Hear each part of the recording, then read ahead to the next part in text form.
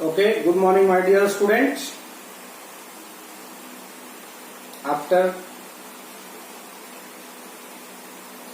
completely 1 week, we again resume our class on YouTube channel with the help of YouTube channel. Then everyone be aware and ready to see each and every video related to your class. Clear? Now our topic is coordinate geometry, chapter 7, class 10th and day 29 part 2. In previous class we already discussed day 29 part 1. There we already discussed distance formula.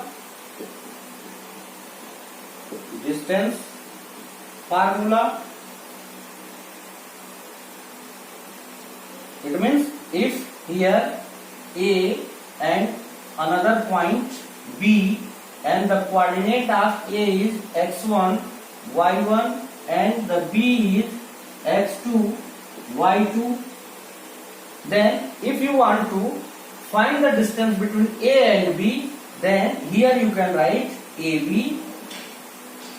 It is distance between AB, A and B is equal to AB, or you say AB. If A and B are given, then you say AB, or it is denoted by D, small d. Clear? And it will be under root x1 minus x2 whole square plus y1 minus y2 whole square. Clear? And then after its unit. Clear?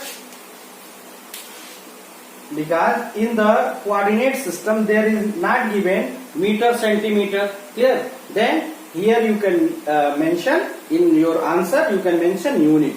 Clear? हम आपको बता रहे थे कि अभी coordinate geometry हम पढ़ रहे हैं. हम अपने लास्ट इसके पहले वाले जो भी क्लास अपलोड हुए हैं आप लोग देखे हैं. बहुत सारे लोग तो कह रहे थे सर हम देखे ही नहीं है, आपका चैनल ही नहीं सब्सक्राइब किए हैं, और आपके क्लास में जो है हम अप्रैल से 9th of the April from 2020 I was uploaded first video. Clear? And till date very few students are subscribed my channel. आज तक जो है बहुत कम ही लोग चैनल सब्सक्राइब किए. बहुत सारे ऐसे लोग हैं जो अभी तक चैनल नहीं सब्सक्राइब किए हैं. अब यदि आप चैनल नहीं सब्सक्राइब किए हो तो इसका मतलब आपको पढ़ने में मन नहीं लगता है. ये चैनल सब्सक्राइब करोगे तो आपको मेरी क्लास मिलेगी ही मिलेगी. मेरे क्लास में इंटरेस्ट टाइप नहीं होगा तो ट्राई करिए. इंटरेस्ट नहीं है तो वो भी बताइए कि सर आप और ऐसे पढ़ाइए तो मुझे और अच्छे से इंटरेस्ट आएगा. मैं ट्राई करूंगा. तो फिलहाल यह पॉइंट ए है और बी है. इसका कोऑर्डिनेट है x1 y1, x2 y2 और इसके बीच का डिस्टेंस ऐसे आप निकाल सकते हो. ठीक है. कभी कभी जो है इस टाइप की क्वेश्चन जो है मान लीजिए कि डिस्टेंस दे देगा और कोई एक इसमें से पूछ दिया जाएगा.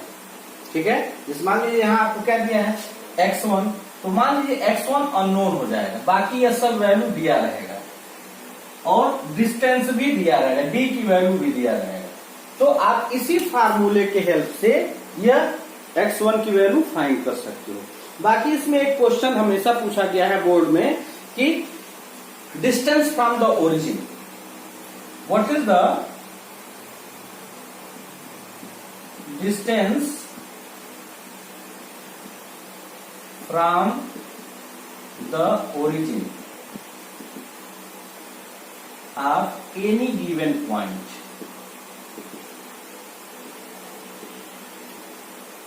किसी भी गिवन पॉइंट का ओरिजिन से डिस्टेंस बताइए. तो देखिए जब गिवन पॉइंट है तो एक पॉइंट दिया होगा, उसका कोऑर्डिनेट कुछ आपको दिया गया होगा और कह रहा ओरिजिन से, तो इसका मतलब ओरिजिन का आप कोऑर्डिनेट जानते हो क्या होता है 0, 0. ठीक है. तो ओरिजिन मतलब ओ फॉर ओरिजिन. क्लियर. तो ओरिजिन का कोऑर्डिनेट आप जानते हो 0, 0. अब 0 से एक मान लीजिए x वैल्यू दिया है किसी एक को सब्ट्रैक्ट करो तो सेम वैल्यू मिलेगा, ऐसे ही इसको भी 0 सब्ट्रैक्ट दो। इसीलिए जो है जब डिस्टेंस फ्रॉम ओरिजिन का फार्मूला है तो आप डायरेक्ट फार्मूला यूज करोगे, डिस्टेंस फ्रॉम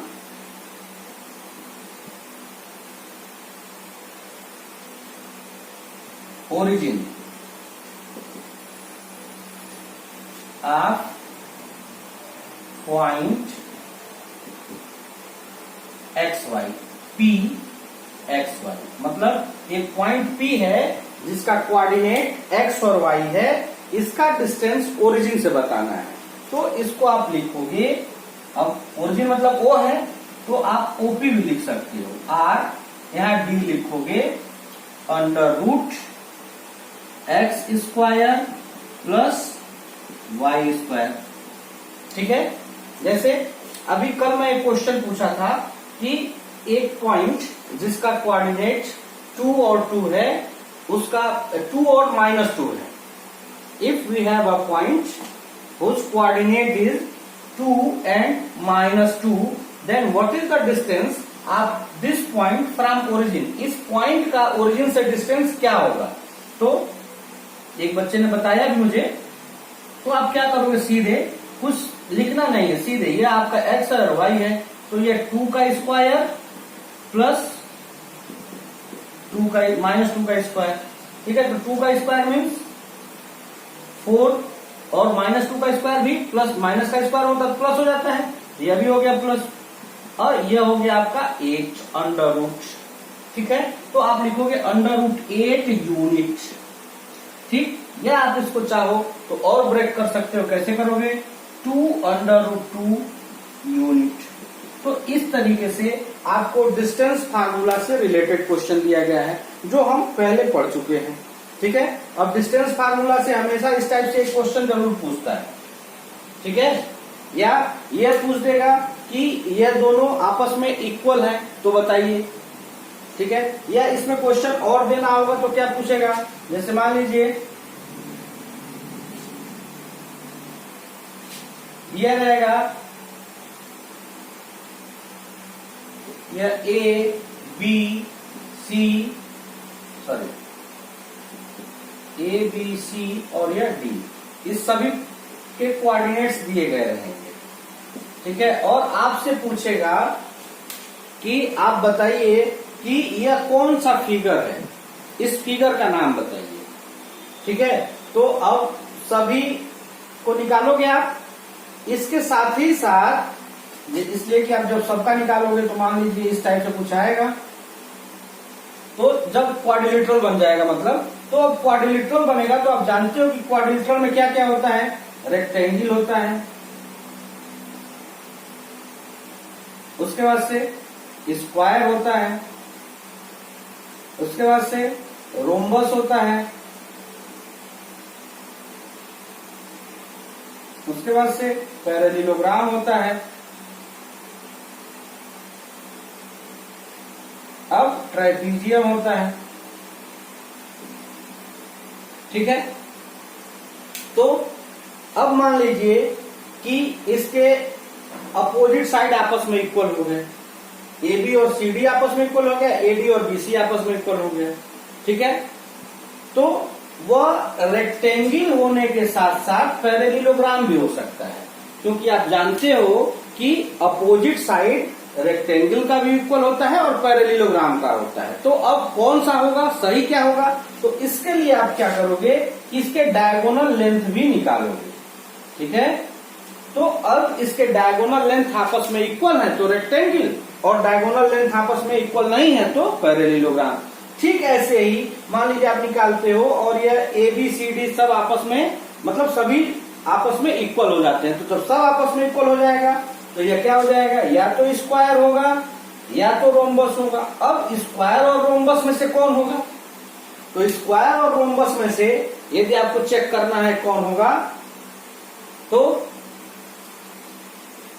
फिर आप डायगोनल निकालोगे। ये डायगोनल आपस में इक्वल हो गया तो स्क्वायर, और डायगोनल आपस में इक्वल नहीं हुआ तो रोम्बस। ठीक है, आ रहा समझ में, आ रहा समझ में। अब मान लीजिए कि इसके कोई भी साइड आपस में इक्वल नहीं होते, ठीक है। हो सकता है कि इसके कोई दो साइड आपस में इक्वल हो जाए, तब वह कौन सा क्वाड्रिलेटरल होगा? जब आपके ये दो साइड आपस में इक्वल हो जाएंगे किसी भी क्वाड्रिलेटरल में जो दिया गया हो, और दो साइड आपस में इक्वल हो जाता है और दो साइड नहीं इक्वल होता है, फिर आपको बताना है कौन सा ट्रेपीजियम होगा। तो आप क्या करोगे कि उस ट्रेपीजियम जो भी वह क्वाड्रिलेटरल होगा उसके डायगोनल लेंथ निकालोगे, और उसका डायगोनल लेंथ भी आपस में इक्वल हो जाता है, तो वह क्या होगा? ट्रेपीजियम होगा। कब? If two sides and diagonals are equal, तो यह क्या हो गया? ट्रेपीजियम होगा। इस तरीके से आप डिस्टेंस फार्मूला में यह सब क्वेश्चन ट्विस्ट करने के लिए दिए जा सकते हैं। जो आप अलग अलग बुक देख रहे हो ना, जो इसमें ये आर डी शर्मा है, आर एस अग्रवाल है, इसमें कुछ बहुत अधिक नहीं दिया गया है। बेस आपका यही है जो आपको एनसीईआरटी में पढ़ाया जाता है, और उससे यह क्वेश्चन दिया गया है। ठीक है। अब उसमें हो सकता है कि कहीं डिस्टेंस दे दिया गया है, कोई एक पॉइंट पूछ रहा है, कहीं ओरिजिन से डिस्टेंस पूछ रहा होगा, इसमें कोई और इसी से रिलेटेड, बेस से ही रिलेटेड क्वेश्चन आपको दिए जाएंगे। ठीक है। और इससे सफिशिएंट क्वेश्चन एनसीईआरटी में दिया गया है। आप और अधिक प्रैक्टिस करना चाहते हैं तो आप किसी भी बुक से आप क्वेश्चन पूछ सकते हैं, इसमें कोई दिक्कत नहीं है, मैं आपको एकदम बताऊंगा। ठीक है। तो आप जो है इस टाइप से आप लगा लेंगे। यह जो है हम अपने प्रीवियस क्लास में पढ़े थे। अब इसके बाद से जो है हम सेक्शन फार्मूला पढ़ेंगे। ठीक है। सेक्शन फार्मूला पढ़ेंगे। तो देखिए सेक्शन फार्मूला में यह आपको इसके पहले वाले क्लास में हम आपको फार्मूला प्रूफ कराए थे। अभी यहाँ जो है फार्मूला प्रूफ नहीं करा रहे हैं, फार्मूले को हम एक बार रिवाइज कर दे रहे हैं, क्योंकि बहुत सारे लोग अभी यहाँ तक पहुंचे भी नहीं हैं। तो आप लोग जो है यहाँ तक पहुंचिए, कंप्लीट करिए टॉपिक। ठीक है। तो अब सेक्शन फार्मूला, सेक्शन फार्मूला। देखिए सेक्शन का मतलब होता है, सेक्ट मतलब होता है कट करना। ठीक है। तो आपका ये मतलब हो गया कि यदि कोई भी एक ऐसे पॉइंट दिया गया है ए, और एक दूसरा पॉइंट दिया गया है बी, जिसके कोऑर्डिनेट आपके x1 y1 दिए गए हैं, और ये x2 y2 ऐसे कोऑर्डिनेट दिया गया है। ठीक है। आप जानते हो कि जब इनको ज्वाइन करोगे तो एक लाइन बन जाएगी। कोई एक दूसरी लाइन होगी जो इसको इंटरसेक्ट करेगी इस टाइप से। ठीक है। तो यह लाइन, यह ए बी लाइन आपका दिया गया रहेगा, और यह लाइन पी क्यू है जो इसको इंटरसेक्ट कर रही है। तो यह पी क्यू लाइन कहीं ना कहीं से उसको इंटरसेक्ट करेगी। यहां से हो सकता है, यहां से हो सकता है, कहीं से भी हो सकता है। तो जहां से भी इंटरसेक्ट करेगी वो किसी रेशियो में इंटरसेक्ट करेगी। ठीक है। मतलब कोई पार्ट होगा, तो यह हम इसको M1 मान लेते हैं और इसको M2 मान लेते हैं। आपको सिर्फ और सिर्फ फार्मूला ये पूछा जाएगा, इसलिए आप इसको ध्यान रखिएगा। ठीक। तो अब M1 और M2 मान लिए। अब हमको इस पॉइंट का जो है कोऑर्डिनेट बताना है कि जिस पॉइंट से यह लाइन इसको इंटरसेक्ट कर रही है, इसका कोऑर्डिनेट क्या होगा। ठीक है। इसका कोऑर्डिनेट क्या होगा। तो अब आप क्या करोगे, इसके लिए फार्मूला है। तो इसका कोऑर्डिनेट हम मान लेते हैं, पॉइंट है आपका, इसको हम r मान लेते हैं, और r का कोऑर्डिनेट क्या होगा, x और y। तो अब हमको x और y की वैल्यू बतानी है। तो x क्या हो जाएगा, m1 x2 plus m2 x1 अपान m1 प्लस m2। अब देखिए हम आपको m1 m2 क्यों कर रहे हैं, बहुत सारी बुक में m और n भी दिया गया है। तो m और n के साथ आपको एक कंफ्यूजन होगा कि पहले x को रखें कि x2 को रखें। इसीलिए आप m1 m2 जब यूज करेंगे तो m1 है तो उसके साथ क्या रखना है, x2 रखना है, और m2 के साथ x1 रखना है। फार्मूले में बताया गया कैसे यह वैल्यू आया है ना। तो इसीलिए हम m1 और m2 ले रहे हैं। ठीक है। m1 है तो x2 लेना है, m1 को x2 के साथ मल्टीप्लाई करना है, और m2 को x1 के साथ मल्टीप्लाई करना है, यह ध्यान रखिएगा। और यह m1 m2 m1 plus m2, और फिर इसके बाद y का कोऑर्डिनेट निकालना है। तो m1 y2 plus m2 y1 upon m1 plus m2। तो यह जो है आपका x और y का कोऑर्डिनेट इससे हो जाएगा। ठीक है, अब मान लीजिए कि आपसे अब इसमें कैसे क्वेश्चन पूछेगा कि रेशियो दिया गया रहेगा या x और y की वैल्यू पूछेगा। ठीक है, for the same question the a and b coordinate of a and b are given and ratio are given, then it is asked what is the point where the another line intersect the given line in the given ratio। इस given ratio में यह जो line है इसको intersect करती है, तो वह उस पॉइंट का कोऑर्डिनेट क्या होगा। ठीक है, अब मान लीजिए जैसे एक क्वेश्चन आपके कभी पूछा जा सकता है कि अब इस लाइन का कोई इक्वेशन दे देगा ax plus B Y plus C equal to 0 दिया रहेगा। ठीक है, और कह देगा कि आप बताइए कि यह किस रेशियो में डिवाइड कर रहा है। ठीक है, कि यह इसको किस रेशियो में, यह जो लाइन है ax plus B Y plus C, इस लाइन AB को जिसका कोऑर्डिनेट a का कोऑर्डिनेट है x1 y1 और b का कोऑर्डिनेट है x2 y2, यह इसको किस रेशियो में डिवाइड कर रहा है। तो इसके लिए आप क्या करोगे, हम यहाँ पे m1 m2 भी आप रेशियो मान लोगे, कोई दिक्कत नहीं होगा। ठीक है, अब इस टाइप से आपको मिलेगा m1 m2 मानोगे तो अब इस x और y को आप इसमें पुट कर दोगे, क्योंकि यही लाइन है और इस लाइन पे अब पॉइंट है। तो यदि x और y को आप इसमें पुट करोगे तो आपको linear equation in two variable में बताया गया था कि if we can put the value of x and y in this, then the left side and right side both are same. It means it has satisfied the equation. इसके यही solution होंगे। ठीक है, तो यहाँ का आप निकाले हो कि यह x और y का कोऑर्डिनेट यहाँ पे है, तो यहाँ पे x और y की वैल्यू पुट करोगे तो यहाँ लेफ्ट साइड और राइट साइड इक्वेट करोगे तो यहाँ आपको पता चल जाएगा कि रेशियो क्या होगा। ठीक है, इस टाइप से भी क्वेश्चन हो सकता है आपको, है ना। अब जैसे कभी कभी एक क्वेश्चन जो है,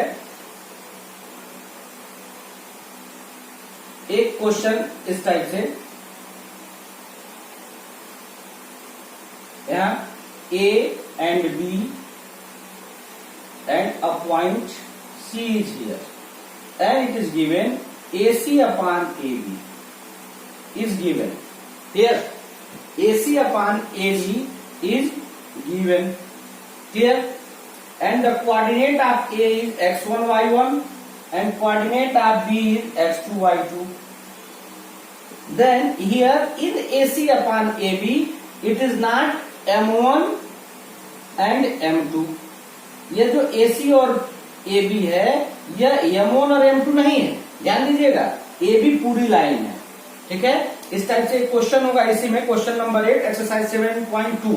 इसमें जो दिया गया है कि AP इक्वल टू 3/7 AB, इस टाइप से क्वेश्चन दिया गया है। ठीक है, AP इक्वल टू 3/7 AB। तो अब बताइए कि इस पॉइंट का कोऑर्डिनेट क्या होगा। तो अब देखिए यहाँ पे आप इसको लिखोगे AP upon AB equal to 3/7।